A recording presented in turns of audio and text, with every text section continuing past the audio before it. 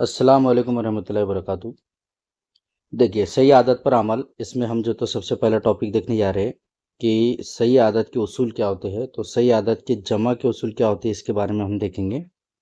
ٹھیک ہے، جمع کے اصول کیا ہوتے ہیں، اس کو انگلش میں ہم جو تو ایڈیشن کہتے ہیں۔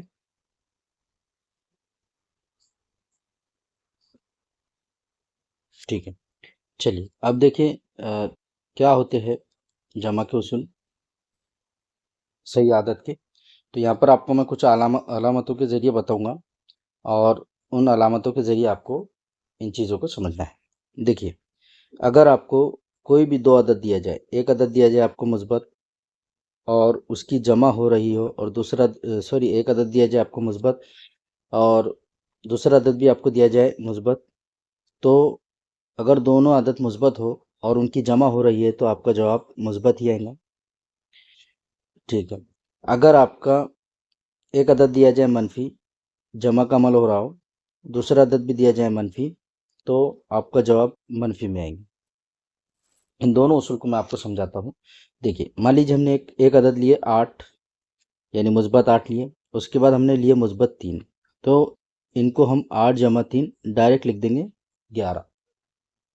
ٹھیک ہے، اب منفی کے اصول کے اگر دونوں عدد منفی ہو تو کیا ہوگا؟ اگر ہم نے لیے ایک عدد منفی 8، جمع کا عمل ہو رہا ہو، دوسرا عدد لیے ہم نے منفی 3، تو آپ کا جواب کیا آئے گا؟ دیکھیے، یاد رکھیے، منفی 8 آپ جیسے کہ ویسے لکھیں گے، اور مثبت، اور یہ دکھ رہا ہے آپ کو منفی، تو مثبت اور منفی اس طرح سے کاس کے درمیان ہے، یعنی اب دیکھیں گے یہاں پہ یہ ہے، یہ دکھ رہا ہے، اس پلس کے بیچ میں، یعنی اس جمع کے بیچ میں اور اس کاس کے بیچ میں کون سا عمل ہوتا ہے؟ ضرب کا عمل ہوتا ہے۔ تو ضرب کے اصول میں ہم اس کو سمجھیں گے کہ ضرب کے اصول کیا ہوتے ہیں، لیکن آپ کو یہاں پہ ایک اصول سمجھ لینا ہے اچھے سے، کہ اگر اس طرح سے آپ کو دکھتا ہے تو یہ مثبت ہے، یہ منفی ہے، تو کیا ہو جائے گا؟ منفی 8 یہ آ گیا، یہ مثبت منفی یہ منفی ہو جائے گا، تو یعنی یہ منفی 3 آئے گا، اور منفی 8 اور منفی 3 یہ کیا ہو جائیں گے؟ منفی 11 ہو جائیں گے۔ ٹھیک ہے، یہ صحیح عدد کا اصول ہے، اس کو آپ دھیان رکھیے۔ اس کے بعد اگر ہم کو دونوں عدد ایک عدد ہم کو مثبت دیا جائے، جمع کا عمل ہو رہا ہو، اور دوسرا عدد ہم کو منفی دیا جائے، تو آپ کا جواب مثبت میں بھی آ سکتا ہے اور منفی میں بھی آ سکتا ہے۔ اب ایسا کیوں؟ ایسا اس لیے کہ آپ کو یہاں پہ غور کرنا ہوتا ہے، مثبت اور منفی میں سے جو عدد بڑا ہوتا ہے اس کے سامنے کی عدد اس کے سامنے کی علامت آپ کو لگانا ہوتی ہے۔ جیسے یہاں پہ ایک مثال لیں گے ہم، مثبت 8 جمع اور دوسرا عدد لیے ہم نے منفی 3، تو یہاں پر کیا ہوگا؟ دیکھیے، یہ 8 جیسے کو ایسے آئیں گے، مثبت منفی منفی ہو جائے گا، اور یہ 3 لکھ دیں گے، تو آپ کا جواب کتنا آئے گا؟ مثبت 5 آ جائے گا۔ ٹھیک ہے، یا پھر اس کو آپ ایسے بھی سمجھ سکتے ہیں، 8 اور 3 کے بیچ میں فرق کریں گے، یعنی 8 میں سے 3 گئے 5 بچے، اور بڑے عدد کے سامنے کی علامت ہم لگائیں گے۔ بڑا عدد یہاں پہ 8 ہے کہ 3 ہے؟ یہاں پہ ظاہر سی بات ہے 8 ہے، تو 8 کے سامنے جو تو کوئی علامت نہیں ہے، مطلب اس کے سامنے مثبت علامت ہوتی ہے۔ ٹھیک ہے، یہ آپ کو میں نے پچھلی ویڈیو میں بھی اچھے سے سمجھا ہے۔ اب یہاں پر اگلا اصول دیکھیے کیا ہے، کہ ایک عدد منفی ہو، جمع کا عمل ہو رہا ہو، دوسرا عدد اگر مثبت ہو، تو آپ کا جواب تب بھی جو تو کس میں آئے گا؟ مثبت یا منفی دونوں میں سے آئے گا۔ یہاں پہ آپ کو پھر سے وہی دیکھنا ہے کہ جس کی علامت بڑی رہیں گی، جس عدد کی علامت بڑی رہیں گی، وہ عدد مطلب وہ علامت آپ لگائیں گے۔ جیسے اگر آپ نے لیے منفی 8 جمع مثبت 3، ٹھیک ہے، تو آپ کا جواب کیا آئے گا؟ منفی 8 اور مثبت 3 ہے، تو 8 اور 3 کا فرق کرے تو 5 آیا۔ بڑے عدد کے سامنے کی علامت کیا ہے؟ تو منفی ہے، بڑے عدد کے سامنے کی علامت منفی ہے، تو آپ یہاں پر منفی لگا دیں گے۔ ٹھیک ہے، اگر آپ کو اس طرح سے دیا جائے، ایک عدد مثبت ہو، جمع کا عمل ہو رہا ہو، اور دوسرا عدد صفر ہو، تو آپ کا جواب ہمیشہ مثبت آئے گا۔ اگر مثبت ہو پہلا عدد اور جمع کا عمل ہو رہا ہو، دوسرا عدد صفر ہو، تو آپ کا جواب ہمیشہ مثبت میں آئے گا۔ جیسے آپ نے 8 جمع 0، تو آپ کا جواب کیا آئے گا؟ 8 آئے گا۔ ٹھیک ہے، یہ آپ کو اچھے سے سمجھ میں آ گیا ہوں گا۔ ٹھیک ہے، اب ایک اور اصول ہے اس کا جو کہ ہم دیکھیں گے۔ ٹھیک ہے، ایک اصول کیا ہے؟ دیکھیں، اگر ایک عدد آپ کو دیا جائے منفی जमा का अमल हो रहा हो, दूसरा अदद अगर सिफर हो तो आपका जवाब आएगा मनफी में। अगर मनफी 8 लिया जाए, जमा इसमें 0 किया जाए तो आपका जवाब क्या आएगा? मनफी 8। देखिए, अब मैंने ये उसूल आपको इसलिए बताया क्योंकि ये उसूल जब तक आप समझेंगे नहीं तो आप कैलकुलेशन में जो तो सही तरीके से उसका जवाब नहीं ला पाएंगे। तो इसलिए जो तो आपको यहाँ पर मैं एक छोटे छोटे उसूल आपको समझाते चल रहा हूँ ताकि आपके सारे कंसेप्ट क्लियर हो जाए और आपको दोबारा जो है तो ये चीज़ पढ़ने की ज़रूरत ना पड़े।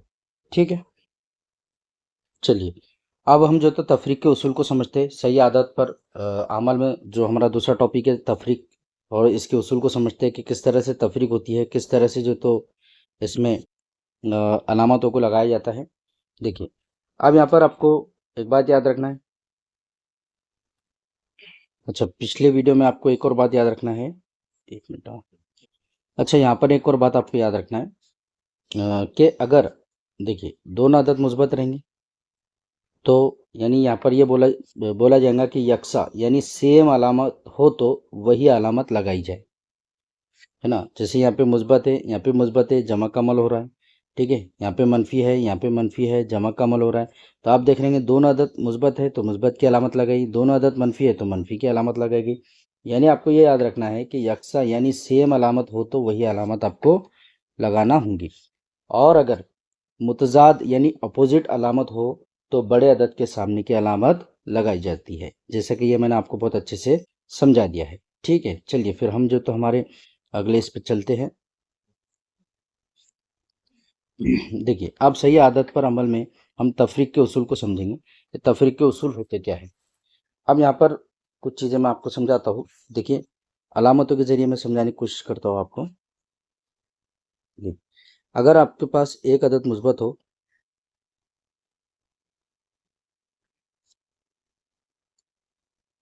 अगर आपके पास एक अदद मुस्बत हो, तफरीक का अमल हो रहा हो,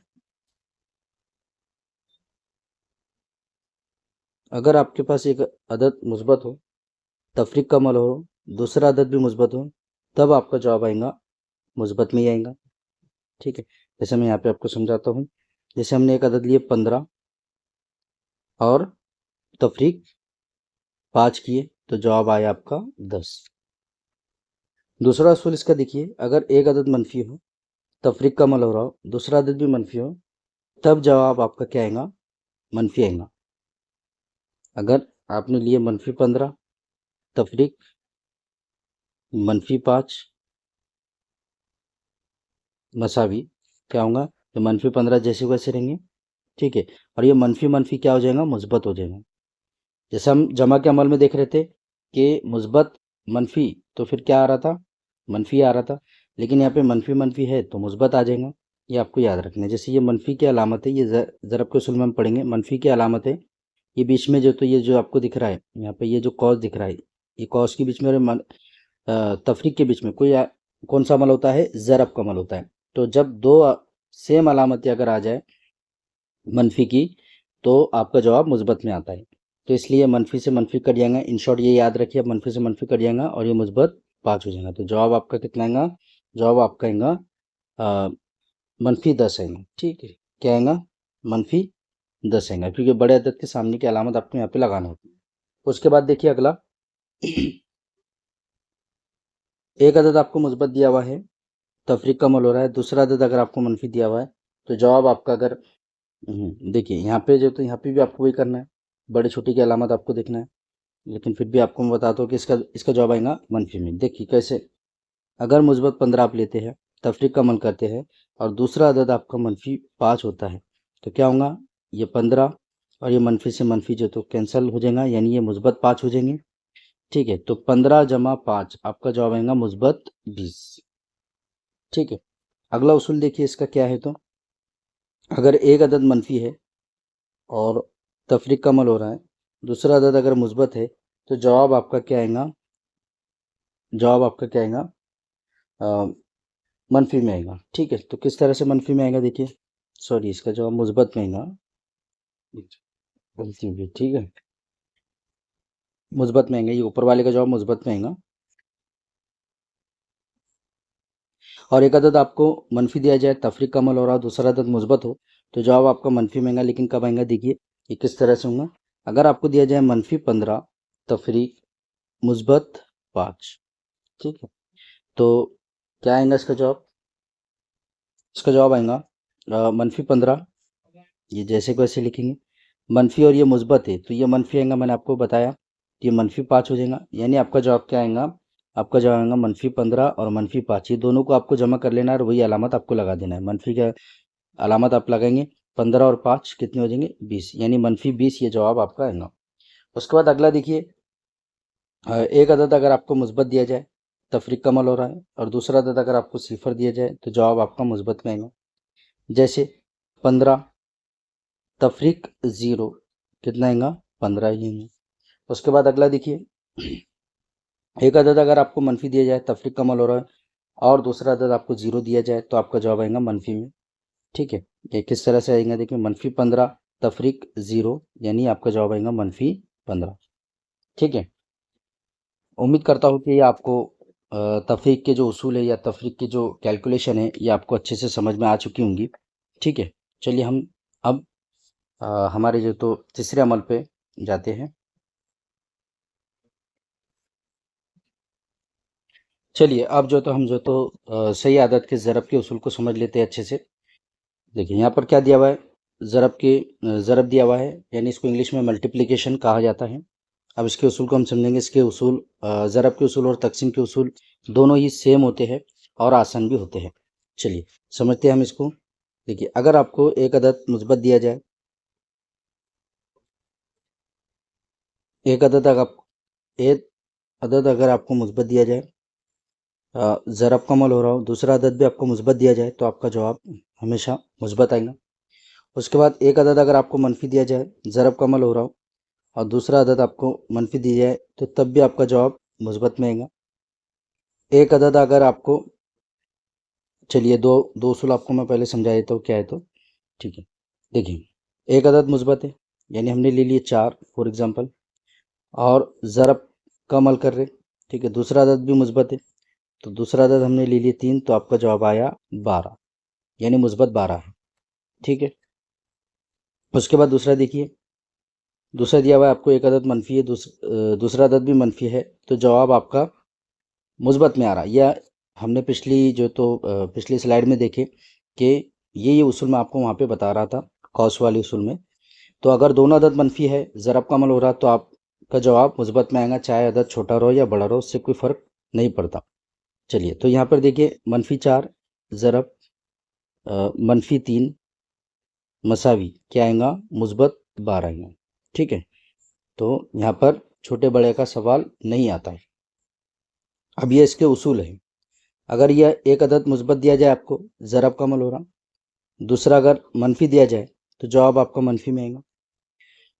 जैसे पहला अदद मुस्बत दिया हुआ है तो हम 4 ले लेते हैं, ज़रब -3, तो जवाब आपका क्या आएगा? -12। ठीक है,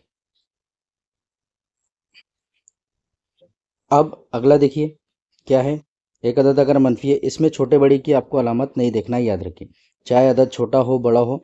ज़रब के उसूल में अगर दोनों अदद यकसा है, मसावी है, तो यानी दोनों अदद मुस्बत है और ज़रब का अमल हो रहा, तो जवाब आपका मुस्बत में आएगा, यानी हासिल ज़रब आपका मुस्बत में आएगा। उसके बाद दोनों अदद अगर मनफी है, ज़रब का अमल हो रहा, तो हासिल ज़रब आपका फिर मुस्बत में आएगा। अगर आपका एक अदद मुस्बत है, दूसरा मनफी है, ज़रब का अमल हो रहा है, तो तब जवाब आपका जो तो हासिल ज़रब क्या आएगा?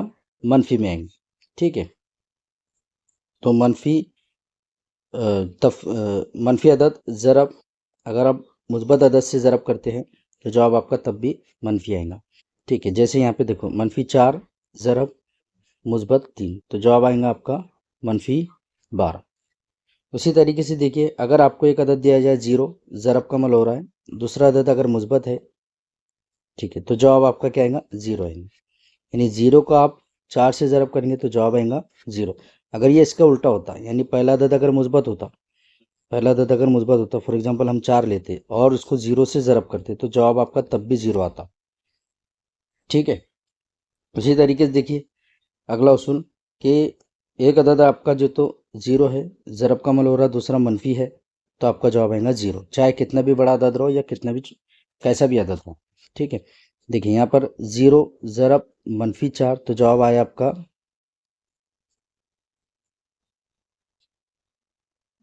ٹھیک ہے 0 ضرب -4 تو جواب آیا آپ کا 0. یا اگر یہ الٹا ہوتا ہے اس کا یعنی -4 ضرب 0 ہوتا تو تب بھی جواب آپ کا 0 ہی آتا ہے. بس آپ کو کچھ چیزیں یاد رکھنا ہے. دیکھیے کچھ چیزیں میں بول رہا ہوں آپ کو. دو مثبت عدد کا حاصل ضرب مثبت صحیح عدد ہوتا ہے. یہ آپ کو یاد رکھنا ہے کہ دو مثبت عدد کا حاصل ضرب کیا ہوتا ہے؟ مثبت صحیح عدد ہوتا ہے. دو منفی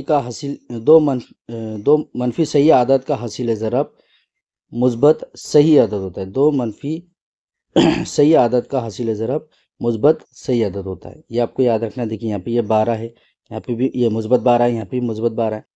اس کے بعد اگر ایک مثبت صحیح عدد اور ایک منفی صحیح عدد کا حاصل ضرب منفی صحیح عدد ہوتا ہے, یعنی ایک عدد مثبت ہے ایک عدد منفی ہے, ضرب کا عمل ہو رہا تو جواب آپ کا کس میں آئے گا؟ منفی میں آئے گا. جیسے یہاں پہ -12 آپ دیکھ رہے ہیں, ایک عدد منفی ہے دوسرا عدد مثبت ہے, ضرب کا عمل ہو رہا تب بھی جواب آپ کا کیا آئے گا؟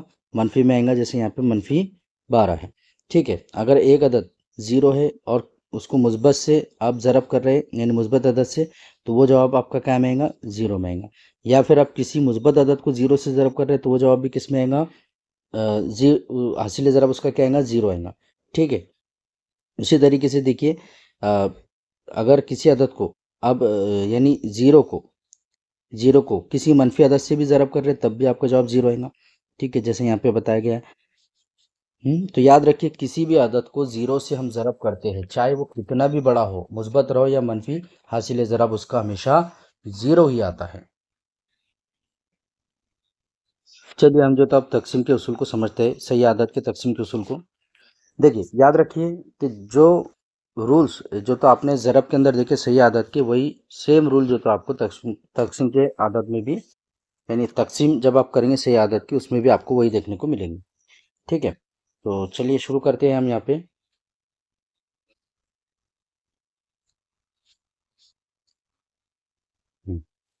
چلیے دیکھیے یہاں پہ اگر آپ کو ایک عدد مثبت دیا جائے, ٹھیک ہے, ایک عدد آپ کو مثبت دیا جائے, تقسیم کا عمل ہو رہا, اور دوسرا عدد بھی مثبت دیا جائے, تو آپ کا حاصل جو اس کا جو تقسیم آئے گا یعنی تو تقسیم کے عمل ہونے کے بعد جو عدد آئے گا وہ آپ کا ہمیشہ مثبت میں آئے گا. اگر ایک عدد منفی ہو, تقسیم کا عمل ہو رہا ہو, دوسرا عدد بھی منفی ہو, تب بھی جواب آپ کا کیا آئے گا؟ مثبت میں آئے گا. جیسے یہاں پہ ہم ایگزامپل سے سمجھتے ہیں. اگر آپ نے 15 کو تقسیم کیے یعنی مثبت 15 کو تقسیم کیے مثبت 3 سے, تو جواب آپ کا مثبت آئے گا. اگر آپ نے منفی 15 کو تقسیم کیے منفی 3 سے, تو تب بھی جواب آپ کا مثبت میں آئے گا, جو کہ مثبت 5 آئیں گے. ٹھیک ہے. اس کے بعد دیکھیے یہاں پر اگر ایک عدد مثبت ہے, تقسیم کا عمل ہو رہا ہے, دوسرا عدد منفی ہے, تو جواب آپ کا منفی میں آئے گا. جیسے کہ ضرب کے اصول میں بھی ہم یہ سمجھے تھے, ایک عدد مثبت ہے آپ کا, تقسیم کا عمل ہو رہا ہے, ٹھیک ہے, دوسرا عدد منفی ہے, تو جواب آپ کا کس میں آئے گا؟ منفی میں آئے گا. چاہے عدد بڑا رہو یا چھوٹا رہو, اس سے کوئی فرق نہیں پڑے گا. ٹھیک ہے. اس کے بعد اگلا دیکھیے, ایک عدد منفی ہے, تقسیم کا عمل ہو رہا ہے, دوسرا عدد مثبت ہے, تو تب بھی جواب آپ کا کیا آئے گا؟ منفی میں آئے گا. جیسے منفی 15 تقسیم مثبت 3, ٹھیک ہے, مثبت 3, تو جواب آپ کا کیا آئے گا؟ منفی میں آئے گا, منفی 5. ٹھیک ہے. اس کے بعد آپ کو ایک بات یاد رکھنا ہے کہ 0 کو اگر تقسیم کرتی ہے آپ کسی مثبت عدد سے یا منفی عدد سے, تو جواب آپ کا کیا آئے گا؟ صفر آئے گا, 0 آئے گا. ٹھیک ہے. یعنی 0 کو آپ کسی جیسے مثبت 5 سے آپ نے تقسیم کیے, تو جواب آپ کا 0 آئے. یا آپ جو تو ایسا کرتے ہیں کہ 0 کو منفی 5 سے, ہے نا, 0 کو منفی 5 سے تقسیم کرتے ہیں, تو تب بھی آپ کا جواب کیا آئے گا؟ 0 ہے. اب یہاں پر جو سب سے بڑی جو تو اس کی خصوصیت ہے ایک, جو میں آپ کو بتاتا ہوں ابھی, وہ یہ ہے کہ اگر آپ کوئی عدد کو اس طرح سے لکھتے ہیں, دیکھیے بٹے کا عمل بھی کیا ہوتا ہے؟ تقسیم کا عمل ہوتا ہے. جیسے آپ نے لکھے 15/5, تو جواب آیا آپ کا 3. ٹھیک ہے. یعنی 15 کو 5 سے آپ نے تقسیم کیے. اس کے بعد اگر آپ نے ایسا لکھے کہ 0/5 تو جواب آئے گا آپ کا 0، یعنی صفر آئے گا، ٹھیک ہے۔ لیکن اگر آپ کو اس طرح سے دیا جاتا کہ 5/0 تو یاد رکھیے اس کا کیا جواب آئے گا کسی کو نہیں معلوم، کیونکہ یہ اس کو بتایا نہیں جا سکتا، اس کو ڈیفائن نہیں کیا جا سکتا، یعنی یہ قیمت متعین قیمت نہیں ہوتی ہے، ٹھیک ہے۔ کچھ تعریفات میں آپ کو پڑھ کر سناتا ہوں۔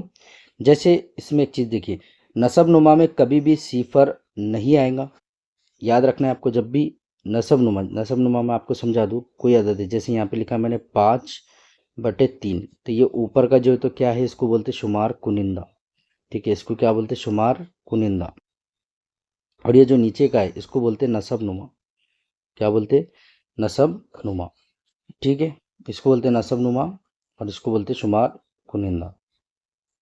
یہ جو 5 ہے یہ شمار کنندہ ہے اور یہ 3 جو ہے تو نسب نما ہے۔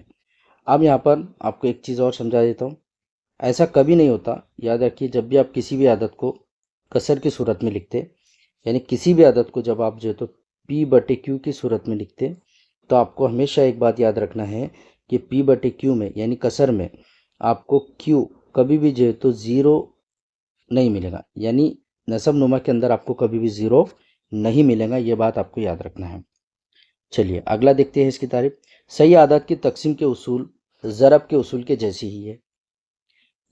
تیسری تعریف کی ہے، تیسری خصوصیت اس کی ہے، 2 مثبت صحیح اعداد کی تقسیم خارج قسمت مثبت صحیح عدد ہوتا ہے۔ 2 مثبت صحیح عدد، جیسے آپ کو یہ دکھ رہا ہے 2 مثبت صحیح عدد ہے، تو اگر تقسیم کا عمل ہو رہا تو ان کا جو خارج قیمت ہے یا خارج قسمت ہے یہ کیا دکھیں گا آپ کو، ہمیشہ مثبت میں ہی دکھیں گا۔ اسی طریقے سے 2 منفی صحیح عدد کی خارج قسمت آپ کو مثبت، ہمیشہ مثبت ملیں گی، جیسے یہ دیکھیے یہ 2 منفی صحیح عدد ہے اور ان کے بھی یہ تقسیم کا عمل ہو رہا ہے، تو ہمیشہ یہ بھی آپ کو کیا ملے گا، ہمیشہ مثبت میں ملے گا، ٹھیک ہے۔